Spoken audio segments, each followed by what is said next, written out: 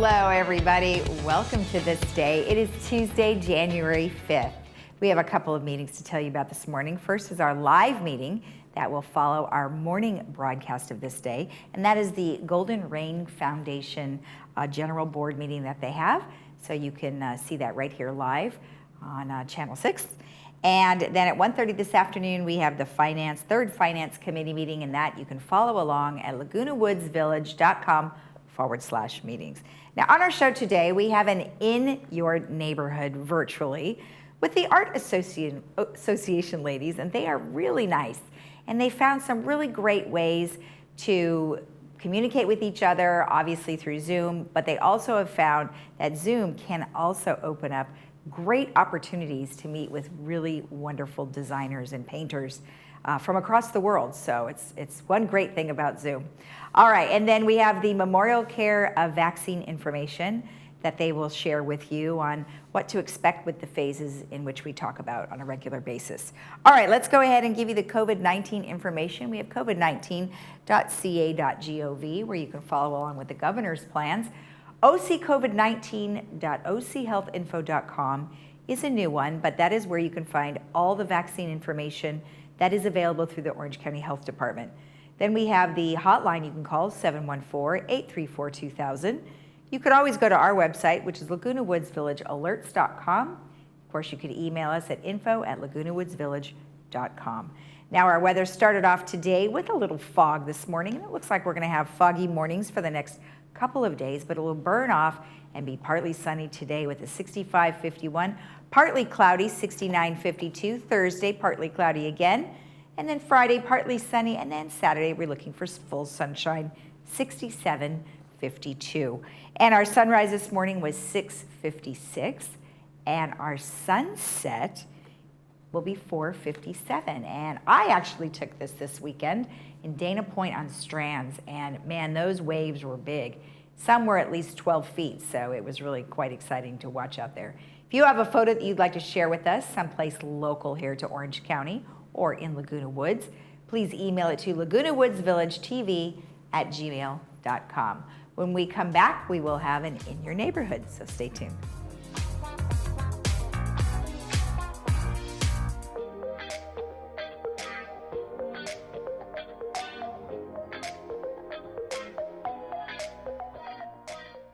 I just love that ring. Where'd you get it? I got it at the jewelry box. I saw it on Facebook, and then I went in and bought it. They have the most unique, awesome pre-owned pieces for amazing prices. The Jewelry Box of Lake Forest, voted best jewelry store in Orange County for 8 straight years, offering unmatched prices on fine jewelry and watches, refurbished to new condition. Visit us in our store or shop our website for just arrived items. The Jewelry Box. It's about trust.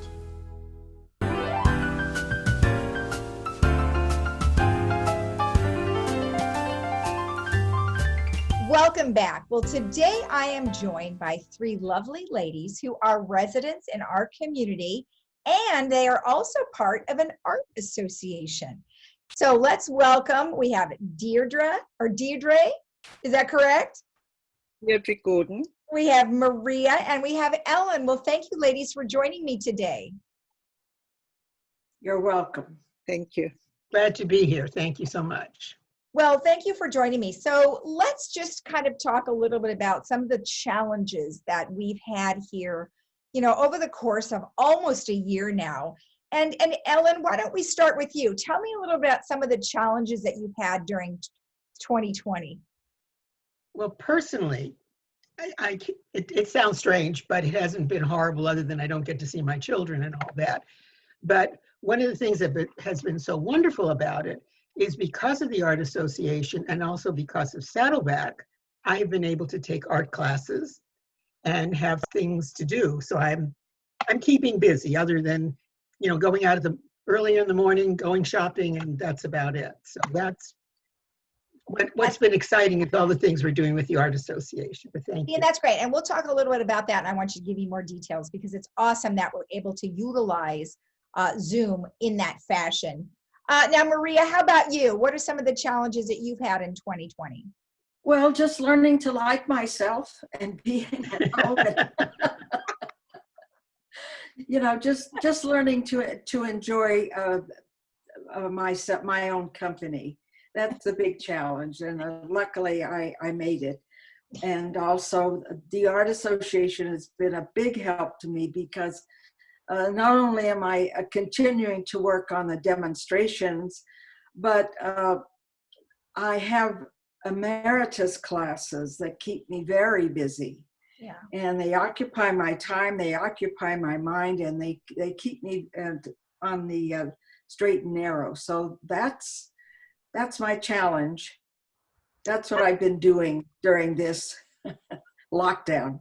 Yeah, but you've been doing a great job, and it sounds like the two of you have really done a good job. Now, Deirdre, how about you? Well, I wish I could say the same. I've become very lazy. In fact, I couldn't find my lipstick this morning, and I trying to get myself together.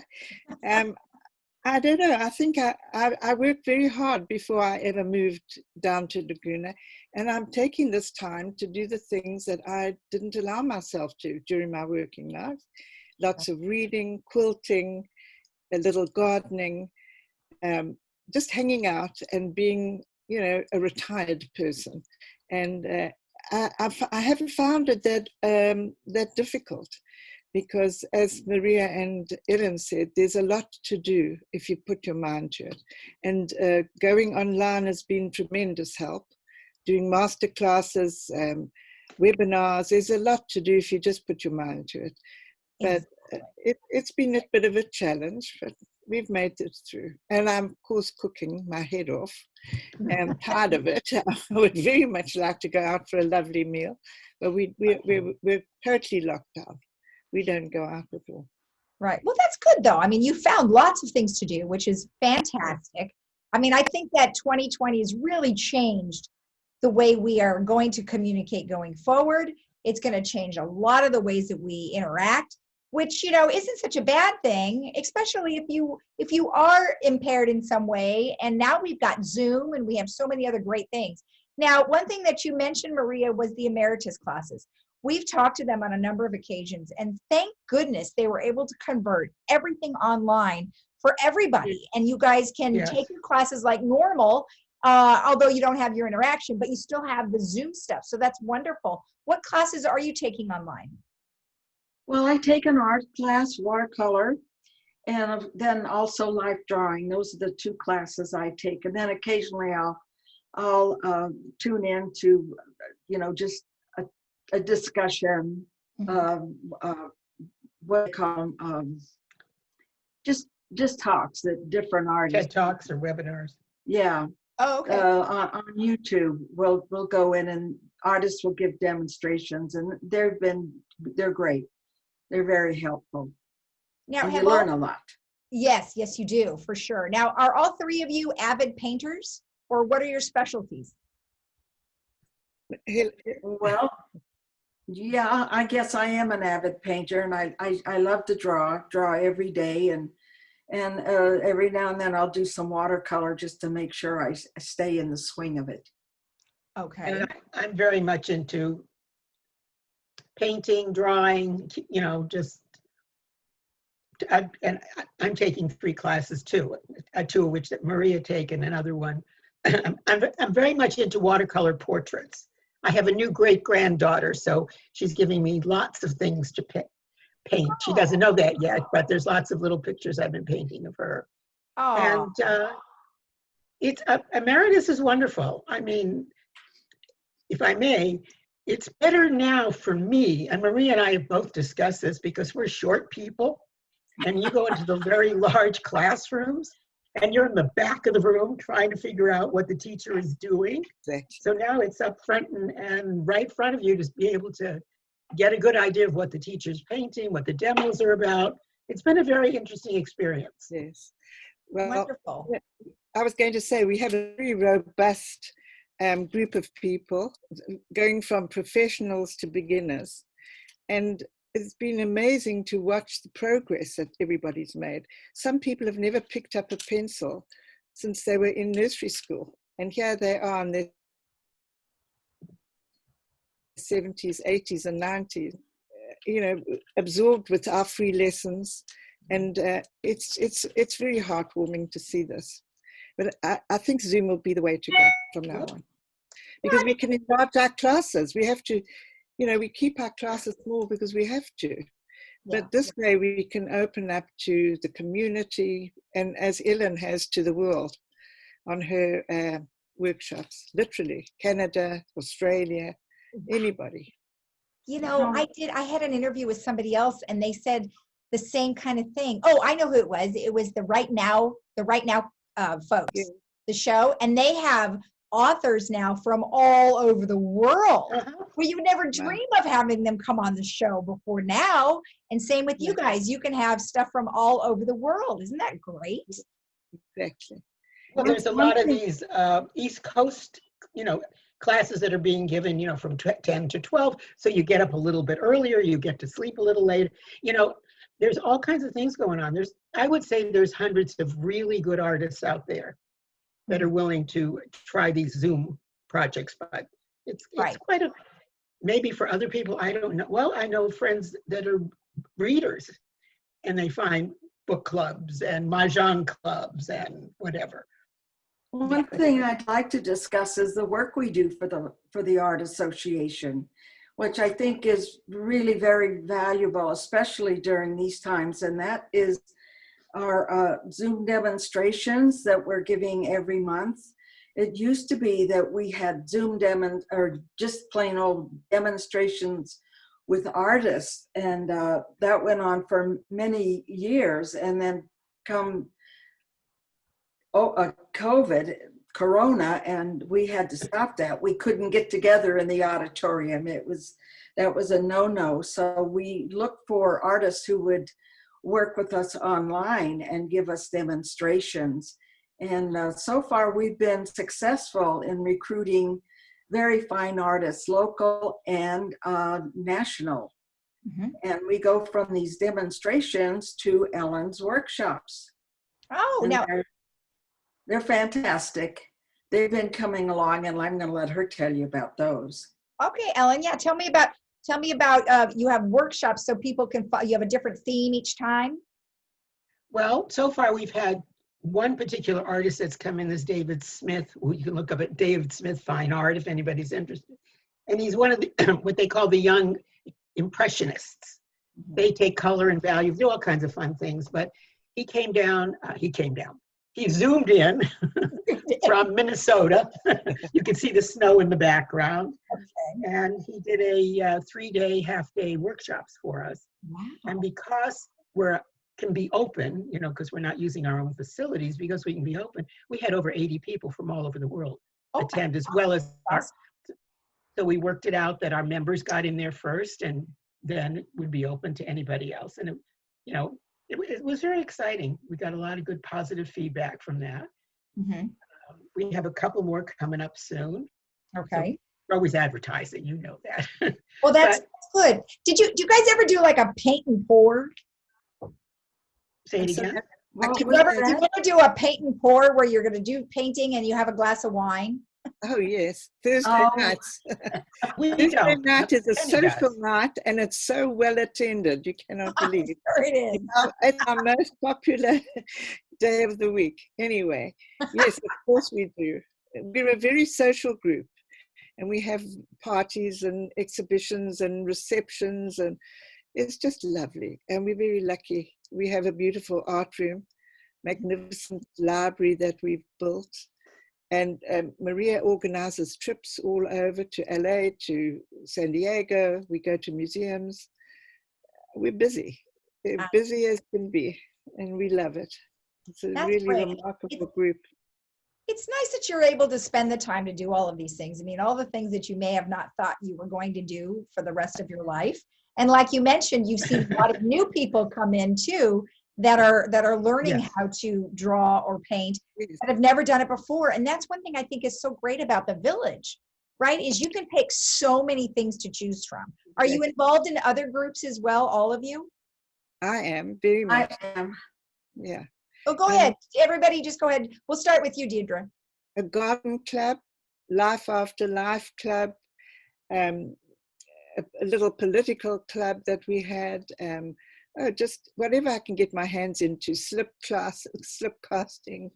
Just you go crazy when you come here. It's a little unnerving, I think, until you get your mojo sort of facing the right way. But yes, it's remarkable, and of course all the sports that you can do. So Right. I try a little bit. And I'm on the board of the community concerts, and I'm very sorry we can't hold our monthly meetings. They're, we bring in artists from all over the world, literally, and they're classical in the format, but everybody does enjoy them because we do a modern classical as well. But anyway, that's my second love. It's music. And Ellen, how about you? I'm a dud.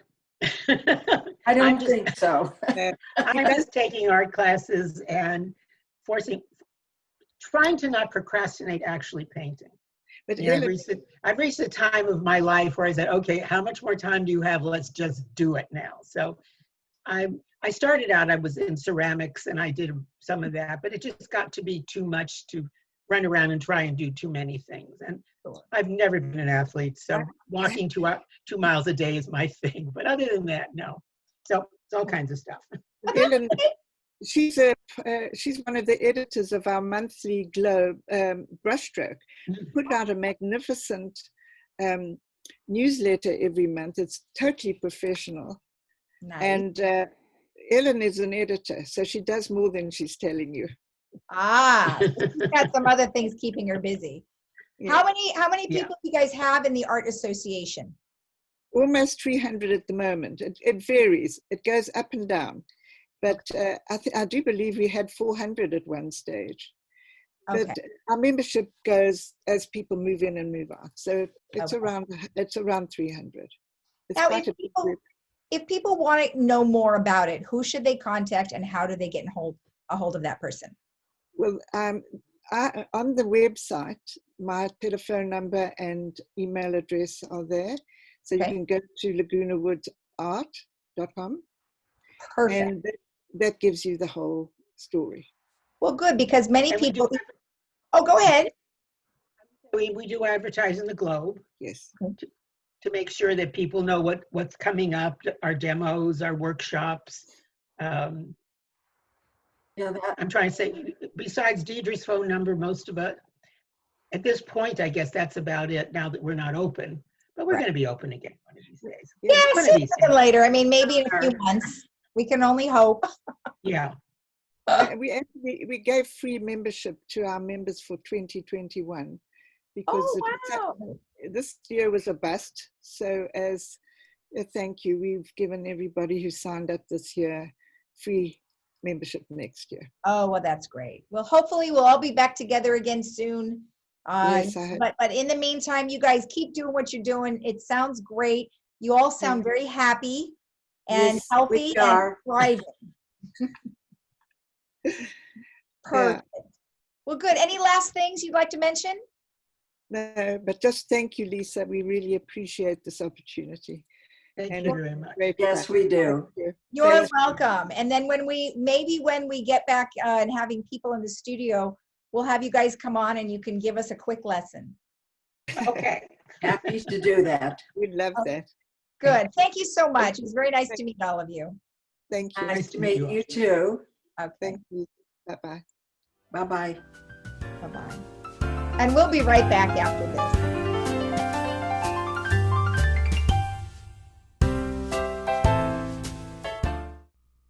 Hello, I'm Barry Arbuckle, President and CEO of Memorial Care.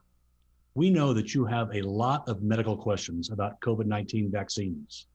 So I've invited Dr. James Leo, Memorial Care's Chief Medical Officer, to join me in sharing his expertise and providing some answers. Dr. Leo, thank you for joining me. And let's start with what's top of mind. I'm hearing from a lot of people. They're wondering when this vaccine will be made available to the public. Well, thank you, Barry. I wish we had an exact timeline for when vaccine will be made available. We simply don't know for the public distribution. What we do know is that the distribution is being managed by the federal government and through our local public health departments. I can tell you that we are doing all we can to get as many doses as we can as quickly as possible. What vaccines for COVID-19 are available, and how will they protect us? There are two vaccines receiving the most attention right now. First is the vaccine made by Pfizer and its German partner BioNTech. They were the first to receive emergency use authorization from the FDA. This vaccine requires 2 doses given 21 days apart. The Moderna vaccine is the second vaccine. That was made in partnership with the National Institute of Allergy and Infectious Diseases. It requires 2 doses also, but 28 days apart, and it works the same way the Pfizer vaccine does. They're both administered similar to a flu shot, given in the muscle of the upper arm. After a person receives the first dose of the vaccine, they'll start to develop some immunity in 2 to 4 weeks. But this is not full or sufficient immunity to protect against disease. The vaccines require the second booster dose to reach full 95% immunity, which can take an additional week after receiving the second dose. Well, certainly the news last week about the Pfizer approval and distribution generated a lot of excitement. But I'm hearing a lot of folks asking, how do these vaccines actually work? It's a great question. These 2 vaccines and the other ones still being tested all work to stimulate the human body's own protective immune responses, so that if a person is infected with the virus targeted by the vaccine, in this case, the COVID-19 virus, their immune system will recognize the virus, stop it from spreading in the body, and stop it from causing illness. In this way, the vaccines mimic natural infection, but without actually causing the person to become sick. Are the vaccines safe? Each of the top vaccines under consideration has undergone multiple phases of clinical trials. In the late stage trials, they've been tested and monitored on tens of thousands of human volunteers. Additionally, the FDA, which has the power to quickly approve medical products during time of public health emergencies, has stated that although the COVID-19 vaccines are being fast-tracked, their testing process has closely mirrored the standard rigorous testing and approval process that any non-emergency vaccine would require before it's approved. Memorial Care's medical experts have studied the findings of these clinical trials and the other scientific data and agree with the CDC and FDA recommendations that the vaccines appear to be safe, effective, and will lead to a significant reduction in the spread of the virus. Now, it is important to know that although the vaccines are considered safe, side effects are not uncommon. It's possible that anyone who receives the vaccine may experience side effects after vaccination, and it's normal. Recipients of the vaccine have complained of pain at the injection site, fatigue, chills, muscle aches, headaches, and fever. Now, these symptoms tend to resolve within about a day. And there's a warning. People who have a history of anaphylaxis to another vaccine or injectable medication should be carefully monitored for 30 minutes if they choose to get the Pfizer vaccine. Anaphylaxis is a severe allergic overreaction of the body's immune system, which can be life-threatening.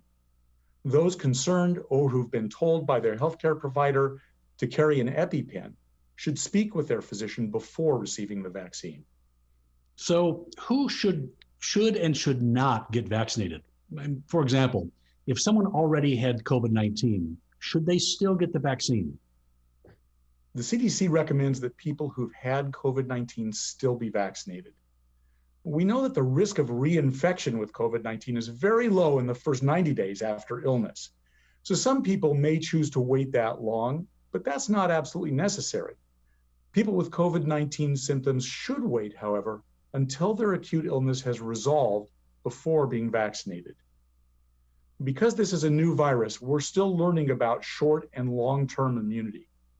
Medical professionals are not certain how long a person can remain immune after having actually been infected with the virus. Therefore, those who are vaccinated will either gain immunity or potentially extend or strengthen existing immunity.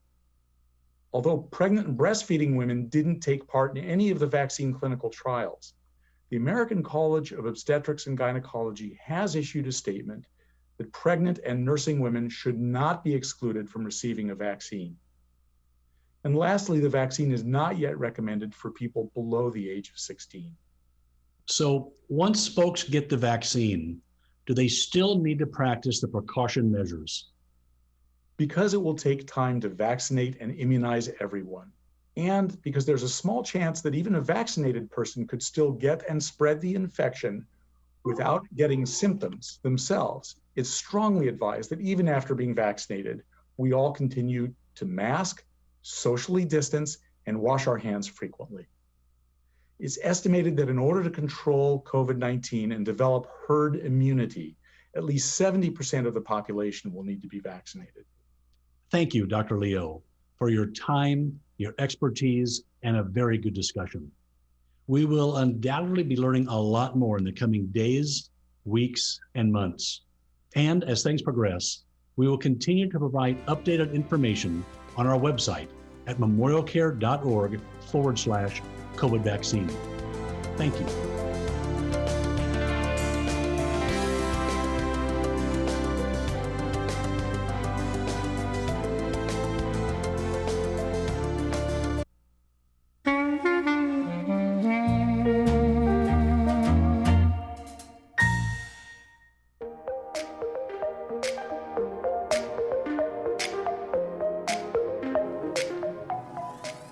Welcome back. Well, we wanted to share some information with you regarding the saliva tests that are available through the Orange County Health Department.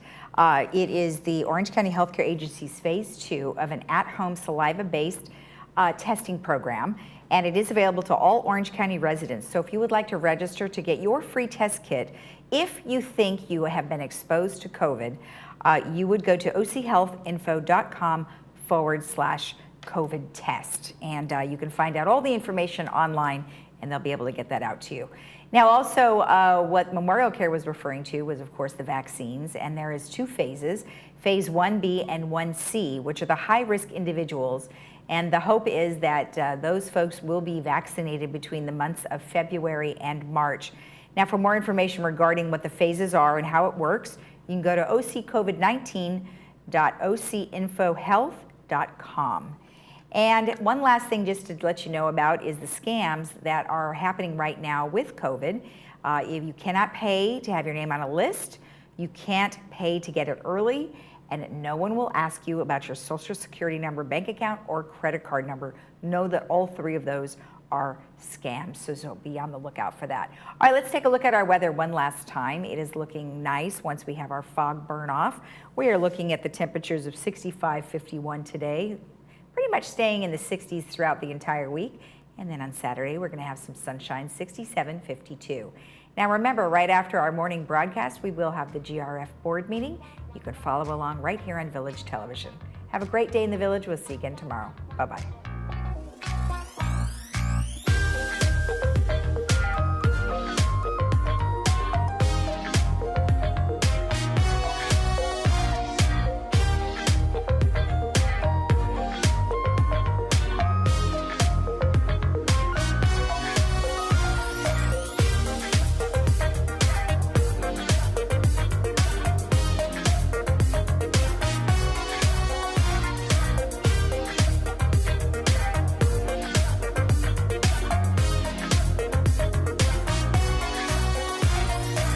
At the Memorial Care Breast Centers, our sole focus is to save lives through annual mammograms. We've implemented the following safety measures to keep you safe during your appointment. All patients are screened upon entry and will be asked to wear a mask. Waiting areas and dressing rooms have been rearranged and are being disinfected more frequently. Appointment times are staggered for social distancing. All staff are screened upon entry and wear appropriate PPE. Our standalone breast centers are located throughout our communities, and with easily accessible locations from Long Beach to Rancho Mission Viejo, we're here for you, close to home.